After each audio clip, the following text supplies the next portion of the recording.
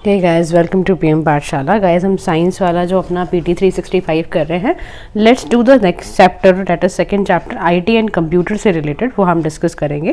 देखो, इसमें सबसे पहले आज दिया हुआ है जियो स्पेशल टेक्नोलॉजी के बारे में, उसके बारे में डिस्कस करेंगे हम। जियो स्पेशल टेक्नोलॉजी के बारे में क्या बोला गया है कि एक तरह का जियो स्पेशल डेटा होता है जिसमें हम ऑब्जेक्ट को इवेंट्स को और लोकेशंस को फीचर करते हैं near the surface of the earth. ठीक है, मतलब समझ लो, एक लोकेशन है मॉन एक लोकेशन है गाइस आपकी नागालैंड के अंदर, एक टाउन है छोटा सा, वहाँ पर ये डेटा को ना डिस्क्राइब और ये सब चीज़ें की जा रही हैं। वेक्टर्स एंड एट्रीब्यूट्स का इस्तेमाल किया जा रहा है, पॉलीगन्स का, डिस्क्रिप्टिव इन्फॉर्मेशंस का, जैसे बर्ड आई व्यू देखना है, अर्थ लुक कैसे लेके जाती है हाई रेजोल्यूशन इमेजरी में, ये सब चीज़ें करी जा रही हैं। अब यहाँ पर ये बात कर रहा है कि यूज़ क्या क्या है जियो स्पेशल टेक्नोलॉजी के इस्तेमाल करने के कारण क्या है, हम क्यों यूज़ करते हैं। सबसे पहला कारण है जीपीएस स्पेशल एनालिटिक्स करना, यानी कि डेस्कटॉप, वेब, क्लाउड, मोबाइल के अंदर काम आता है। पोजीशनिंग करना, नेविगेशन करना, सर्वेइंग करना, इंडोर पोजीशनिंग जानना, अर्थ की ऑब्जर्वेशन करना, सेंसिंग करना, सैटेलाइट रिमोटिंग करना, स्कैनिंग करना, लिडार, लेजर स्कैनिंग, ये सारे के सारे इसके काम होते हैं। समझ गए। अब इंडिया में इससे रिलेटेड एक पॉलिसी भी है, ministry of science and technology ने नोटिफाई करा। क्या नोटिफाई करा? ये नोटिफाई कराएगा इसकी एक नेशनल सिटीजन सेंट्रिक नेशनल जियो स्पेशल पॉलिसी होगी। ठीक है, क्योंकि हमारा विजन ये है कि हम एक ग्लोबल जियो स्पेशल स्पेस बनना चाहते हैं। हम चाहते हैं कि हमारी डिजिटल इकॉनमी और प्रमोट हो, हमारे सिटीजन्स को अच्छी सर्विसेज मिलें, इसलिए हम चाहते हैं हमारे रिमोट एरियाज तक भी टेक्नोलॉजीज का इंटरनेट पेनिट्रेशन हो। ठीक है, बेटर यूटिलाइजेशन हो डेटा का, हमारा प्राइवेट सेक्टर का पार्टिसिपेशन बढ़ जाए। तो इसीलिए ना कुछ स्ट्रैटेजीज एंड अप्रोच के बारे में बात की जा रही है। एक आपका है आत्मनिर्भर भारत। आत्मनिर्भर भारत का क्या मतलब है? Why locally available and locally relevant maps and geo special data हो, integrated geo spatial information framework हो, और साथ ही साथ आपका data and information communication technology infrastructure हो, इनोवेशन हो, स्टार्टअप्स वगैरह हो, ओपन स्टार्टअप और ओपन डेटा प्लेटफॉर्म्स वगैरह हो। अब इससे रिलेटेड ना हमने कुछ ना इंस्टीट्यूशनल फ्रेमवर्क किया है, हमने कुछ इंस्टीट्यूशंस को ये काम दिया है करने के लिए। क्या दिया है? जियो special data promotion and development committee बिठाई है हमने, नेशनल लेवल पर है, एपेक्स बॉडी है, गाइडलाइन स्ट्रैटेजी प्रोग्राम वगैरह बनाएगी। और जो ये GDPDS है ना, यानी कि जियो special data promotion and development committee है, इसने जो पहली वाली कमेटी थी ना नेशनल स्पेशल डेटा कमेटी को, उसको रिप्लेस करा है। जो special data promotion development committee को इसने क्या करा है? रिप्लेस कर दिया है। अब role of department of science and technology का क्या है? नोडल डिपार्टमेंट है। ठीक है, इसमें क्या कोशिश की जा रही है कि कैसे जियो स्पेशल इंफ्रास्ट्रक्चर को स्ट्रेंथन किया जाए। तो इसी से रिलेटेड एक छोटी सी टर्म होती है जिसको हम डिजिटल ट्विन कहते हैं। डिजिटल ट्विन का मतलब क्या है? फिजिकल एसेट, प्रोसेस और सर्विस का वर्चुअल रेप्लिका बनाना, सेम टू सेम ऐसा कुछ क्रिएट कर देना, आपको लगे कि आपको ये फिजिकली एग्जिस्ट कर रहा है, but it is actually a digital things. तो जियो special data infrastructure will develop 14 global Jio special data themes को रिकॉग्नाइज करेगा by united nation statistics division में। It will also develop sectoral Jio special data themes बनाएगा, various sectors की नई registry तैयार करेगा, unified जियो special interface तैयार करेगा, सर्वे ऑफ इंडिया बनाएगा, इंफ्रास्ट्रक्चर को मैपिंग करेगा, नॉलेज इंफ्रास्ट्रक्चर बनाएगा, एजुकेशन स्किल डिपार्टमेंट बनाएगा रिमोट सेंसिंग करने के लिए। तो तरह तरह के ना इंफ्रास्ट्रक्चर पे काम किए जा रहे हैं ताकि क्या हो, आपका वही जो बात, हमारा गोल क्या है, विजन क्या है? डिजिटल इंडिया प्रमोट करना इंडिया में। ठीक है, तो आपको ये ध्यान में रखना है। नेक्स्ट ने ड्राफ्ट बनाया गया है national data governance framework policy से रिलेटेड। तो ministry of electronics and IT ने रिवाइज करा है, रिलीज करा है ये डेटा। तो सबसे पहले समझना है नॉन पर्सनल डेटा क्या होता है। देखो, नॉन पर्सनल डेटा का मतलब है एनी सेट ऑफ डेटा जिसमें कोई भी पर्सनालिटी या पर्सनली आइडेंटिफाइबल इंफॉर्मेशंस नहीं होती हैं, जैसे वेदर है, सप्लाई चेन डेटा है, या एनोनिमाइज्ड आपका इंडिविजुअल डेटा है, वो होता है। ठीक है, समझ गए? ऐसा डेटा जिसमें किसी पर्सनालिटी की इंफॉर्मेशन नहीं है, बल्कि वेदर, सप्लाई चेन, इस तरह का डेटा है। नॉन पर्सनल डेटा में you have got 3 types of data. एक होता है पब्लिक वाला, एक होता है कम्युनिटी वन, एक होता है प्राइवेट वन।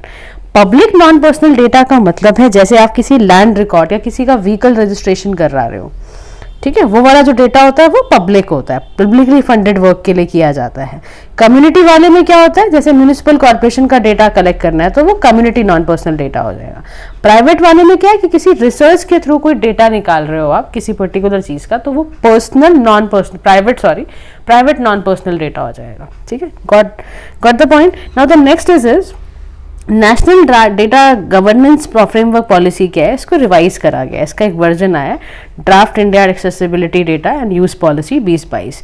सबसे पहली बात समझनी है इसकी नीड क्या है, ठीक है, इस चीज़ की नीड क्या है? नीड ये है कि डेटा गवर्नेंस को मैक्सिमाइज करना है, गवर्नमेंट डेडिकेशन डेटा कलेक्शन करना है, मॉडर्नाइज करना है, डिजिटल इकोनॉमी को प्रमोट करना है, डेटा प्राइवेट स्टैंडर्ड्स को तैयार करना है। तो एम इसका यही है, to enhance access, quality and use of data in line with the current and emerging technology needs. Objective ये है डिजिटल गवर्नेंस बढ़ाने के लिए हमें ऐसा करना है। ठीक है, उसके बाद एप्लीकेबिलिटी के जितने भी गवर्नमेंट डिपार्टमेंट्स हैं, नॉन पर्सनल डेटा सेट्स हैं, वो सब इस पे काम कर पाएँ। कंपोनेंट्स क्या है? कंपोनेंट है इंडियन डेटा सेट प्लेटफॉर्म्स हैं, यानी कि कुछ ना नॉन पर्सनल डेटा सेट्स हैं गवर्नमेंट एंटाइटीज़ के। It will provide data set access to Indian resources, startups को देंगे। एनडी जो जीएफपी है does not apply to the private players, बल्कि ये वॉलंटरी कंट्रीब्यूट करेंगी डेटा सेट्स में। यहाँ कोई भी प्रोविजन मोनेटाइजेशन वाला डेटा का नहीं दे रखा है। देखो इनके फंक्शन समझो आप, तो आपको और अच्छे से समझ आएगा। एक ना इंडियन या कंपोनेंट में इंडियन डेटा मैनेजमेंट ऑफिस भी है, इसका कुछ काम है। इसका काम ये है रूल्स प्रिस्क्राइब करना, डेटा क्वालिटी से रिलेटेड, डेटा रिटेंशन से रिलेटेड, डेटा स्टोरेज से रिलेटेड, सेफगार्ड करना डेटा यूसेज की, कैपेसिटी बिल्डिंग करना, ये सारा इसका काम है। तो इसके तमाम के काम लिखे हुए थे, वो याद रखने हैं। इसके अलावा जो गवर्नेंस स्ट्रक्चर है नेशनल डेटा एनालिटिक्स प्लेटफॉर्म का, वो ध्यान रखना, हाई पावर मिनिस्ट्रियल कमेटी, इस तरह के इसमें कमेटी वगैरह बिठाई हुई है। एक चीज़ ध्यान रखना, फैक्चुअल डेटा इन्फॉर्मेशन के फॉर्म में आ सकती है, that is Yotta D1 India का कंट्री का बिगेस्ट और नॉर्थ इंडिया का पहला हाइपर स्केल डेटा सेंटर है, जो फर्स्ट इनोग्रेट किया गया ग्रेटर नोएडा उत्तर प्रदेश में। तो जो ऐसे होती है ना इन्फॉर्मेशन, उसको बिल्कुल ध्यान में रखा करो। 5th generation 5G prime minister ने इनॉग्रेट करा, फर्स्ट टेस्ट बेड हुआ है इसका। तो मल्टी इंस्टीट्यूट कोलैबोरेटिव प्रोजेक्ट है ये, by 8 institute led by IIT Madras ने किया है। पहला टेस्ट बेड हमारा इसीलिए किया गया, स्टार्टअप्स इंडस्ट्री प्लेयर्स लेकर आए। तो 5G टेक्नोलॉजी है क्या, and how is it different from the other ones, और जो 6G है वो कैसे डिफरेंट होगी। तो डिप्लॉयमेंट ईयर्स हैं, बैंडविड्थ, लेटेंसी, स्पीड रेट आप देख लो इसके कितने डिफरेंट है। 6G बहुत जल्दी आ जाएगा। तो 5G is a first generation cellular network है। इसके फीचर्स क्या होंगे? स्पेक्ट्रम चार्ट इसका लोअर देन 1 गीगावाट होगा, वाइडर कवरेज होगी, थिनली पॉपुलेटेड एरियाज में भी ये चलेगा, हाई बैंड होगा, मिड बैंड, सारा इसका अलग अलग बैंड वाइज इसके टाइप्स दे रखे हैं। ठीक है, तो अब हम नेक्स्ट अपना चलते हैं आपका 5G एक अमेलगमेशन है वेरियस टेक्नोलॉजीज़ का। इसमें मैसिव आपका मल्टीपल इनपुट मल्टीपल आउटपुट चीज़ों का इस्तेमाल किया गया है। मोबाइल एज कम्युनिकेशन नेटवर्क का इस्तेमाल किया गया है। इसमें एक लेज़र बीम लगाई गई है जो एंटिटी और यूज़र को ना ट्रांसमिट करने में बड़ी मदद करेगी। तो ऑपरेट हायर फ्रिक्वेंसीज में भी होगा ये। ठीक है, इसमें फाइबराइजेशन होता है, process of connecting radio towers with each other. ठीक है, अदर स्टेप्स क्या लिए गए हैं? सेलुलर ऑपरेटर्स और एसोसिएशंस ऑफ इंडिया, इसमें बोला गया 5G India forum, national digital communication policy से रिलेटेड यहाँ पर बात करी हुई है। तो 5G engagement with partnership programme initiative भी लिया गया है। ठीक है, इसके बाद आता है 5G स्पेक्ट्रम ऑक्शन। यहाँ ध्यान से समझना ये क्या होता है, और इसके ना वेव्स भी समझ लो। इलेक्ट्रोमैग्नेटिक स्पेक्ट्रम को समझ लो पहले क्या होता है। शुरू में जब आता था देखो, तो हम ब्रॉडकास्ट करते थे रेडियो टेलीविज़न पर, है ना, एक ज़माना ऐसा भी था।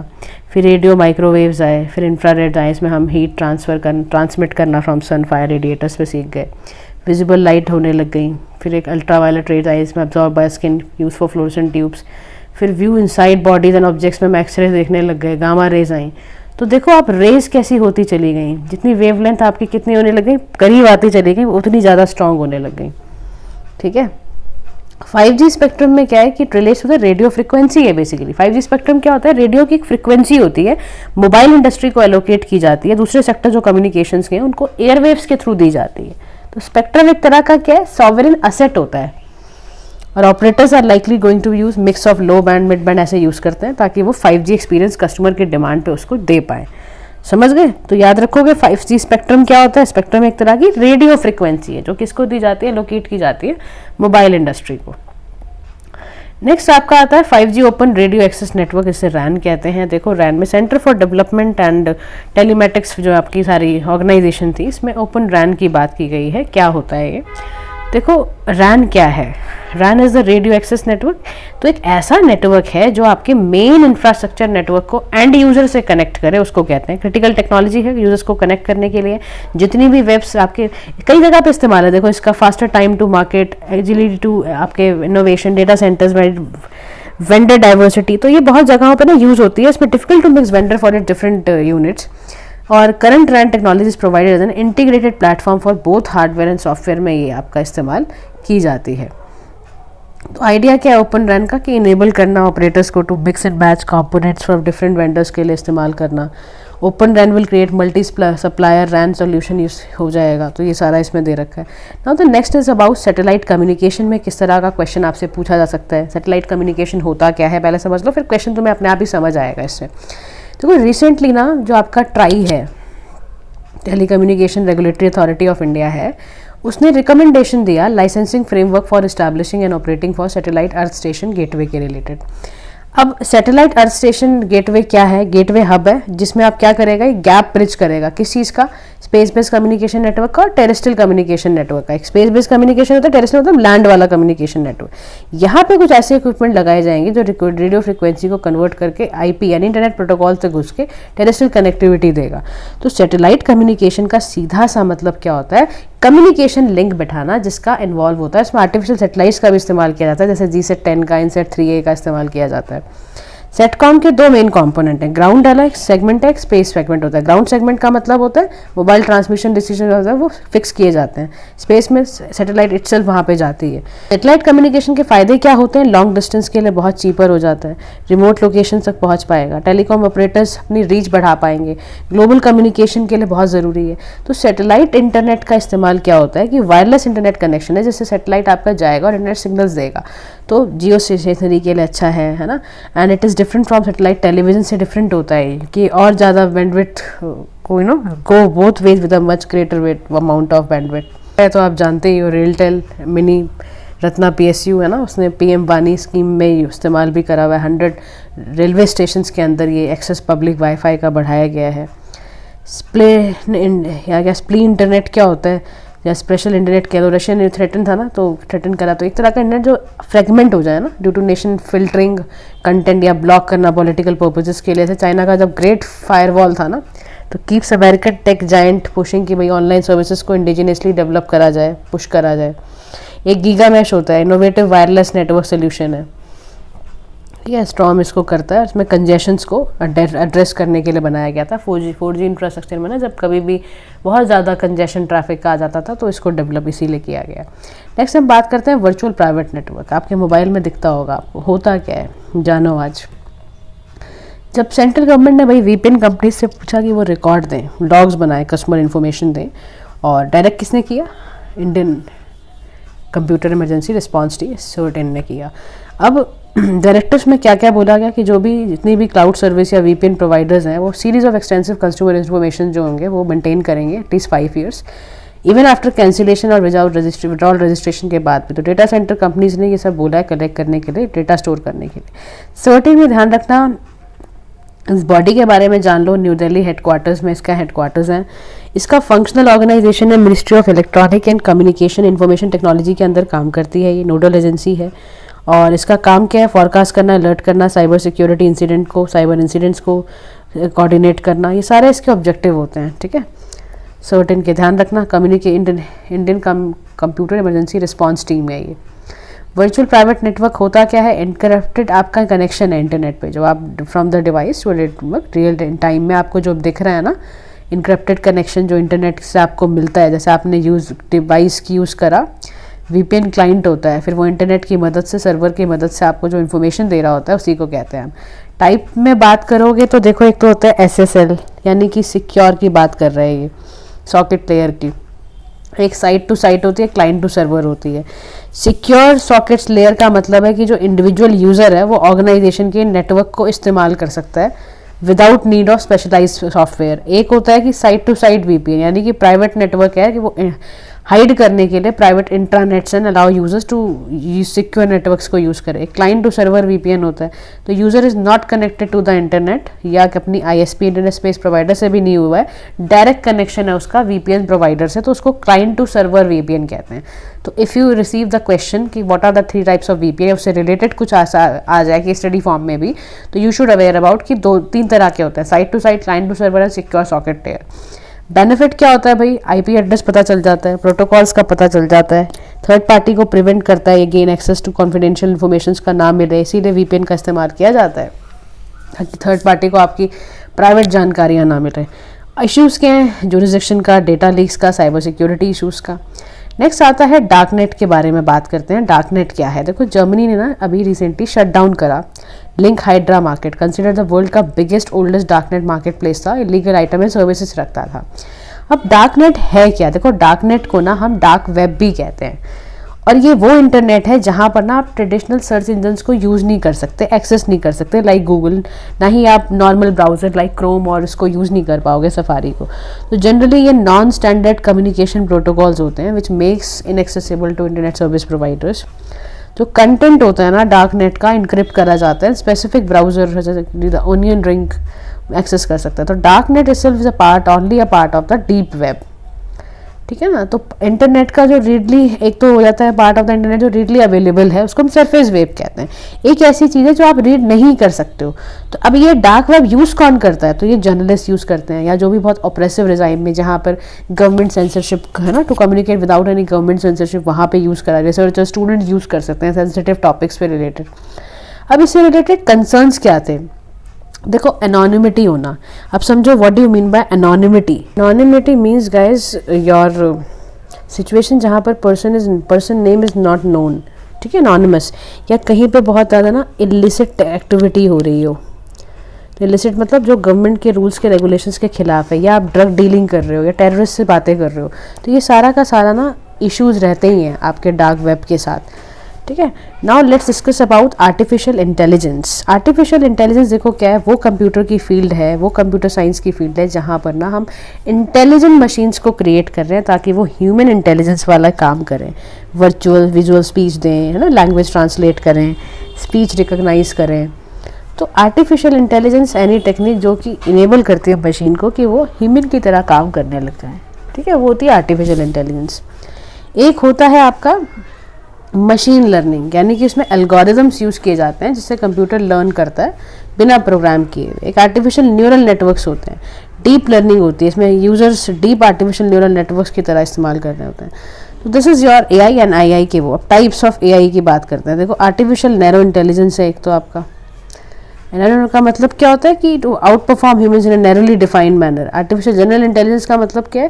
कंप्यूटर सिस्टम की वो एबिलिटी जिसमें वो आउट परफॉर्म इंटेलेक्चुअल वे में काम करें, एक सुपर इंटेलिजेंस तरीका है। तो एप्लीकेशंस कहाँ कहाँ इसकी इस्तेमाल होती हैं? ऑटोमोबाइल्स में, बिजनेस में, manufacturing, gaming, government, health sector, ये सब जगह पर आप एआई का इस्तेमाल देख सकते हो।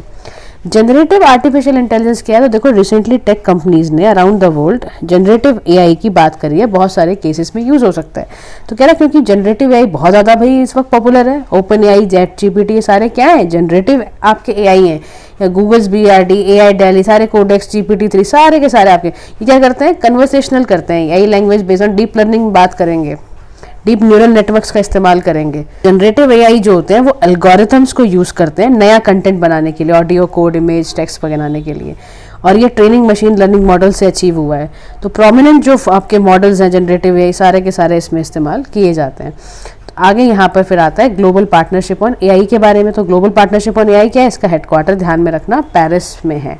इंडिया ने इसको प्रेजेंटली चेयर भी किया था, ठीक है। लॉन्च कब हुआ है? 2020 में। Global partnership on AI international multi stakeholder interactive है।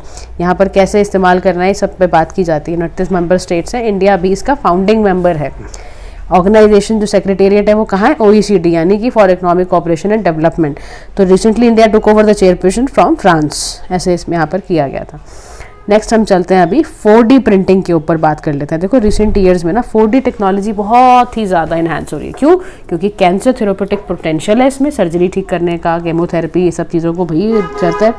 तो 4D प्रिंटिंग क्या है? एक रिनोवेशन है 3D प्रिंटिंग में, जहाँ स्पेशल टाइप का मटेरियल यूज़ करा जा रहा है ऑब्जेक्ट को चेंज करने के लिए। नई स्टूमली डाली जा रही है, नए मॉइस्चर, नई चीज़ों को ट्रांसफॉर्म किया जा रहा है, नए नए मटेरियल्स का इस्तेमाल किया जा रहा है, like hydrogels, thermo responsive, photo and magneto responsive, self assembly, self adaptive करने के लिए, मेडिकल बायोटेक्नोलॉजी, इसमें सब में यूज़ हो रहा है।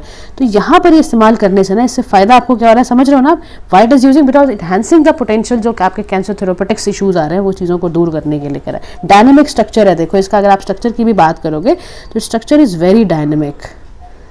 डायनेमिक स्ट्रक्चर का यहाँ पर इस्तेमाल किया जा रहा है। फिर आता है क्वांटम की डिस्ट्रीब्यूशन के बारे में। तो बेंगलुरु बेस्ड ऑर्गेनाइजेशन है QNU लैब्स, वहाँ पे उन्होंने एक इनोवेटिव सिक्योर्ड कम्युनिकेशन बनाया है। डेवलप कैसे हुआ? इनोवेशन ऑफ डिफेंस एक्सीलेंस के रूप में। तो एक फ्रेमवर्क है, स्पेशल पर्पस व्हीकल है, मिनिस्ट्री ऑफ डिफेंस ने करा। इसका ऑब्जेक्टिव क्या है, ये ध्यान रखो ऑब्जेक्टिव कि ना एक ऐसा इकोसिस्टम तैयार करो जहाँ एंटरप्रेन्योरशिप टेक्नोलॉजी तैयार हो जाए। Now let's come to the question, what you mean by quantum technology. तो देखो क्वांटम टेक्नोलॉजी का मतलब है क्वांटम फिजिक्स के लॉज का इस्तेमाल करना और डिस्क्राइब करना, क्या कि जितने भी मैटर हैं उनके बिहेवियर को डिस्क्राइब करना, उनकी एनर्जी को डिस्क्राइब करना, उनके एटॉमिक एंड उनके सब एटॉमिक लेवल को जानना। तो ये क्लासिकल फिजिक्स से थोड़ा सा अलग है, जहाँ पे object can exist in one place at one time. तो क्वांटम कंप्यूटिंग में क्या होता है, क्यूबिट्स का इस्तेमाल करते हो, सब एटॉमिक पार्टिकल्स का इस्तेमाल करते हो बाइनरी बिट्स आपको जानने के लिए। बाइनरी बिट्स के अलावा बेसिक यूनिट इन्फॉर्मेशन की यूज करते हो आप। क्वांटम कम्युनिकेशन में आप डेटा वगैरह सबके बारे में जान लेते हो। क्वांटम सेंसिंग और मेट्रोलॉजी के बारे में जानते हो। तो क्वांटम की डिस्ट्रीब्यूशन क्या है, एक तरह का सिक्योर कम्युनिकेशन टेक्नोलॉजी है, जहां पर आप क्रिप्टोग्राफिक प्रोटोकॉल्स बना रहे हो, सीक्रेट कीज आप इस्तेमाल करके दे रहे हो, उसे कहते हैं। मैथमेटिकल प्रॉब्लम्स को सॉल्व करने में आप इसका इस्तेमाल कर रहे हो। तो इसमें दो टर्म्स होती हैं, ध्यान में रखना, एक होता है सुपरपोजिशन, एक होता है आपका entanglement. Now what do you mean bye these two term. देखो सुपरपोजिशन का मतलब है कि क्वांटम पार्टिकल में इतनी एबिलिटी है कि वो मल्टीपल स्टेट में एट द सेम टाइम काम कर सकता है until it is measured। Entanglement में क्या काम, इनका मतलब क्या होता है, इंटेंगलमेंट एक सिचुएशन है जहाँ पे दो या दो से ज्यादा जो क्वांटम पार्टिकल्स हैं उनको लिंक करा जाता है और that it is impossible for them to describe independently, but measurement इस तरह का होगा from one particle can be used to draw instantly conclusions draw करने के लिए अबाउट द अदर, के अलग बंदा जो है, सामने वाला बंदा कैसे सोच रहा है या क्या कर रहा है या पर्टिकुलर मैटर को कैसे चलाना है, वो उसको हम इंटेंगलमेंट कहते हैं। तो समझ में आया, सिचुएशन है जहां पर हम दो या दो से ज्यादा क्वांटम पार्टिकल्स को लिंक करके जो इम्पॉसिबल चीज थी उसको हम इंडिपेंडेंटली डिस्क्राइब करा रहे हैं, मेजरमेंट कर रहे हैं वन पार्टिकल का और इंस्टेंटली कंक्लूजन्स ड्रॉ कर रहे हैं अबाउट द अदर। तो ये दो लॉज इस्तेमाल किए जाते हैं क्वांटम लॉज में, कौन कौन से, superposition and entanglement. How does quantum की डिस्ट्रीब्यूशन वर्क्स। तो ये सेंडर सैटेलाइट्स को क्या करती है, इंस्ट्रक्ट करती है, फोटोन्स को बीम करती है, सेंडर रिसीवर कंपेयर करते हैं जो आपके क्वांटम स्टेट्स और फोटोन्स है ना, उसको चेक करना, ये सब करना। तो encrypted data that can be send securely by conventional mean से उसको भेजा जाता है, इसी को कहते हैं आपका quantum entanglement. Proof of stake technology पे चलते हैं। देखो इथेरियम ब्लॉकचेन प्लेटफॉर्म है, स्विच किया इसने, मर्ज हो रहा है सॉफ्टवेयर मैकेनिज्म से। प्रूफ ऑफ स्टेक मैकेनिज्म क्या होता है, आपने बिटकॉइन माइनिंग सुनी है, मतलब समझते हो बिटकॉइन माइनिंग का, क्रिप्टो करेंसी है बिटकॉइन, ठीक है। इसका पर्पस क्या होता है, नए बिटकॉइंस बनाना ताकि पजल्स को सॉल्व कर पाओ, कंप्यूटिंग सिस्टम का इस्तेमाल कर पाना, ठीक है। चाइना, यूएसए, इन सब कंट्रीज का इसमें है ताकि आप countries with cheap electricity rate या कोल्डर क्लाइमेट्स हैं वहाँ पर यूज हो पाए। तो merge and proof of stake की बात की जा रही है। इथेरियम एक क्या है, डिसेंट्रलाइज्ड ब्लॉकचेन प्लेटफॉर्म है जहाँ पर आप डिसेंट्रलाइज्ड ऐप बना रहे हो, ठीक है। मर्ज क्यों कर रहे हो, मर्ज एक तरह का सॉफ्टवेयर है जिसमें आप एनर्जी को, कंजम्पशन को बढ़ा रहे हो ताकि ट्रांजैक्शन वैलिडेट हो पाए। और ब्लॉकचेन तो है डिसेंट्रलाइज तरीका है ना, डिजाइन क्या क्यों किया गया कि वो डेवलप कर पाए। तो ब्लॉकचेन में क्या होता है, ट्रांजैक्शन रिक्वेस्ट की जाती है, फिर ऑथेंटिकेट होती है, ऑथेंटिकेट के बाद क्या होता है, ट्रांजैक्शन को क्रिएट किया जाता है, रिप्रेजेंट किया जाता है फॉर्म में, फिर उस ब्लॉक को सेंड किया जाता है डिफरेंट नोड पार्टिसिपेंट के पास, फिर नोड वैलिडेट होता है, नोड रिसीव करेगा रिवॉर्ड, फिर उस ब्लॉक को एडिट ऐसे एग्जिस्टिंग ब्लॉकचेन के साथ ऐड किया जाएगा, फिर अपडेट किया जाएगा, फिर ट्रांजैक्शन कंप्लीट होगी। तो this is how it works. तो कंसेंसस मैकेनिज्म को और बढ़ाने के लिए, क्रिप्टो माइनिंग के इम्पैक्ट लोकल कम्युनिटीज पे कम पड़े, इन्वायरमेंट कॉन्शियस मूव बढ़ाने के लिए, बेटर सिक्योरिटी के लिए, इन सब के लिए हमने नए कंसेंसस यहाँ पे बना रहे हैं, ठीक है। तो मर्ज जो है वो क्या कर रहा है, process of shifting consensus mechanism में ब्लॉकचेन में प्रूफ ऑफ वर्क से प्रूफ ऑफ स्टेक की तरफ बढ़ा जा रहा है। अब ये भी समझ लो proof of work, proof of stake क्या होता है। प्रूफ ऑफ वर्क का मतलब है बिटकॉइन जो है वो ब्लॉक के क्रिएशन को माइनिंग के प्रोसेस से रेगुलेट करेगी। प्रूफ ऑफ स्टेक का मतलब क्या है, डेलीगेशन कर रहे हो आप नेटवर्क्स का ओनर को, जो भी उनका डेलीगेशन है उनके स्टेक में वो रहेगा।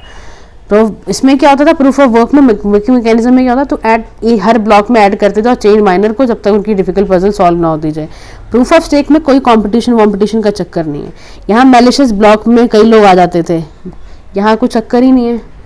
In order to add malicious block, you would have to own 51% crypto currency होनी चाहिए। यहाँ पर ऐसा नहीं था ना, तो इसीलिए first miner to solve puzzle is given a reward. यहाँ कुछ ऐसा सीन नहीं है, block creator takes of transaction fee लेगा वो, तो इसको और समझ रहे हो बात को, सीधी सी बात ये है ब्लॉकचेन टेक्नोलॉजी को, बिटकॉइन, ये सारी जो इतने सारे हैं चीज़ें हैं ना, ये क्रिप्टो करेंसी को ठीक से कराने के लिए गाइस कि किसी का पैसा ख़राब ना हो, सही जगह पर आपके पैसे लगें, और है ना उसके लिए सिक्योरिटी देने के लिए बेसिकली। तो POW consume more energy, POS replace minus with validators and replace वो टॉप स्टेक होल्डर्स को देती है rather than resulting in less energy consumptions. समझ आया? तो जो ज़्यादा पैसे लगाएगा, जो ठीक ढंग से चलेगा, उसी को मिलेंगे। ये नहीं किसी को भी आपने पता चला आप एक दिन में करने यार हो गया। एक टर्म आपने सुनी होगी, और अगर डिजी यात्रा और डिजिटल सब करते हो आप, so definitely facial recognition system तो आपने बहुत सुना होगा। फेशियल रिकॉग्निशन सिस्टम क्या होता है? आपकी कैप्चर की जाती है डेटा, फेशियल डेटा आपका एक्सट्रैक्ट किया जाता है, कंपेयर किया जाता है डेटाबेस और मैच कराया जाता है। तो first phase facial recognition system का प्लान किया गया कहाँ कोलकाता, वाराणसी, पुणे, विजयवाड़ा, बेंगलोर, दिल्ली, हैदराबाद एयरपोर्ट में मार्च 2023 में। तो FRS जो है एक तरह का डिजी यात्रा इनिशिएटिव है मिनिस्ट्री ऑफ सिविल एविएशन का, जो सीमलेस एंड हैसल फ्री आपको एयरपोर्ट पर आप जाओ, आपकी सिक्योरिटी को और इम्प्रूव करेगा। और गवर्नमेंट ने इसीलिए करा कि जब मेन टिकट बुकिंग करते हो, सब कुछ करते हो ना, डिजिटली सब कुछ हो जाए अब। तो डिजी यात्रा फाउंडेशन ने ही सेटअप किया है ये डिजी यात्रा सिस्टम, ठीक है, सेंट्रल सिस्टम तैयार करा है।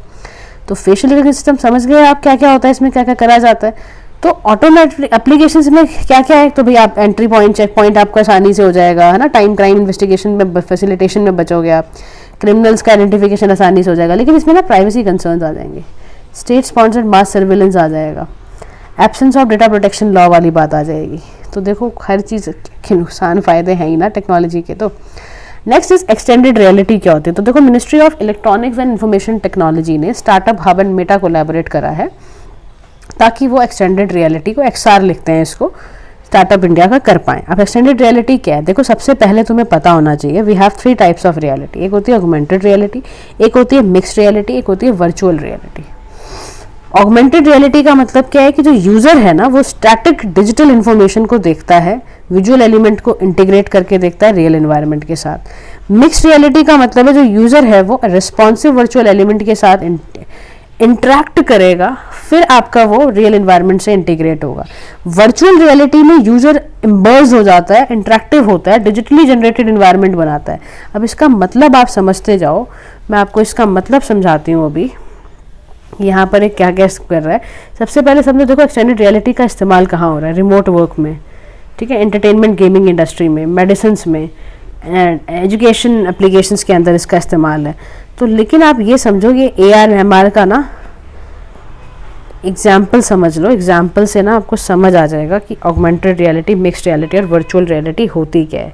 और once you got this knowledge ना, तो आपको बहुत ही ज़्यादा अच्छा लगने वाला है। तो देखो डेली लाइफ में ऑगमेंटेड रियलिटी का इस्तेमाल आप पता है कैसे करते हो? आप इस्तेमाल करते हो एजुकेशन इंडस्ट्री में, गेमिंग इंडस्ट्री में। मान लो तुम्हें ना इंटरनेट का एक्सेस करना है, तो वेरियस ऑपरेशंस करोगे ना आप, या मोबाइल कॉल्स को या फ़ोन कॉल्स को मैनेज करना है, ये सारी की सारी ना ऑगमेंटेड रियलिटी होती है। जो हैंड फ्री ऑपरेशंस होते हैं, है ना, makes the phone seem almost real, उसको कहते हैं। तो it is possible only with the help of augmented reality. समझ गए? ये होती है। अब समझो मिक्स्ड रियलिटी क्या होती है। मिक्स्ड रियलिटी में एग्जाम्पल में फॉर्म में ले लो, जैसे कि ना तुम इंस्टाग्राम पे स्नैपचैट फिल्टर्स नहीं लगाते हो, वर्चुअल मेकअप कर लेते हो, वर्चुअल फर्नीचर फिटिंग कर देते हो, that's called mixed reality. Now understand the virtual reality. Virtual reality क्या होती है? वर्चुअल रियलिटी में तुम देख सकते हो एग्जाम्पल के फॉर्म में कि जैसे कि ना आपका यूज होता है, फ्लाइट सिमुलेटर्स का इस्तेमाल करते हो आप, या 3D वर्ल्ड क्रिएट जो हो जाते हो ना, that is called your virtual reality. Now I think you understand these 3 terms, है ना, एग्जाम्पल के फॉर्म में ज़्यादा समझ आ जाता है। That is why I have thought कि भाई एग्जाम्पल समझाया जाए। रेडियो फ्रिक्वेंसी आइडेंटिफिकेशन, चलो जी इसको समझते हैं। दिल्ली एयरपोर्ट में, पहले इंडियन एयरपोर्ट है, इंट्रोड्यूस किया गया RFID इनेबल ट्रैक लगेज को चेक करने के लिए। होता क्या है जी, वायरलेस सिस्टम है, टैग्स एंड रीडर्स का इस्तेमाल किया जाता है, 2 डायमेंशनल वर्जन बारकोड वगैरह होते हैं इसमें, स्कैनिंग करना, है ना, नो रियल टाइम ट्रैकिंग नहीं होती है, do not require direct line of sight, distance को रीड करना depending upon the frequency. And now the next one is India stack. India stack का मतलब क्या? नॉलेज एक्सचेंज 2022 में रिसेंटली किया गया। 4 टेक्नोलॉजी लेयर्स हैं इसकी, है ना, लाइक प्रेजेंस लेस आपका layer, paperless layer, cashless layer, consent layer. तो अर्लियर इंडिया ने इंडस्ट्री ग्लोबल सिंगल रिपोजिटरी हर प्रोजेक्ट्स के लिए किया था। इंडस्ट्री ग्लोबल एक क्या है, कंट्रीब्यूट करना towards global digital public good repository. तो इंडस्ट्री एक तरह का कलेक्शन है open APIs and the digital public goods. API क्या है, एप्लीकेशन प्रोग्रामिंग इंटरफेस है, इसमें आपस में दो एप्लीकेशंस बात करती हैं। इंडस्ट्री में क्या होता है, आधार का API, unified payment interface, CoWIN, DigiLocker, Aarogya Setu, e सजनी, ये सब। तो unlock economic opportunities of identity data and payment है ना, उसको निकालने के लिए ये सारी चीज़ें की गई हैं। कुछ उसके बाद गाइस इनिशिएटिव्स हैं, इनको रीड कर लेना, ठीक है, तो वो हो जाएगा। एक इसमें ITU पता होना चाहिए, इंटरनेशनल टेलीकम्युनिकेशन यूनियन के बारे में। हेडक्वार्टर्स ध्यान रखो इन सब बॉडीज़ के, जेनेवा स्विट्जरलैंड में है, मैमडिया भी मेंबर है, यूनाइटेड नेशंस की स्पेशलाइज एजेंसी है। काम क्या करते हैं, इंटरनेशनल कनेक्टिविटी करना कम्युनिकेशन नेटवर्क्स की, तो ये चीज़ ध्यान में रखना। DigiLocker ministry of electronics and communication network का है, तो पता ही है। Cyber security guideline, bluebugging के लिए मैंने ना यार बहुत बनाए हुए हैं शॉर्ट्स देखो आप, ठीक है। बाकी सबके लिए अगर मुझे कहीं भी लगा ना तो I make a short video for you, short बना लूँगी तो उसमें आप देख लेना। Space technology will do in the next class, next video. So hope you are liking the sessions, please do like, share and subscribe to PM पाठशाला।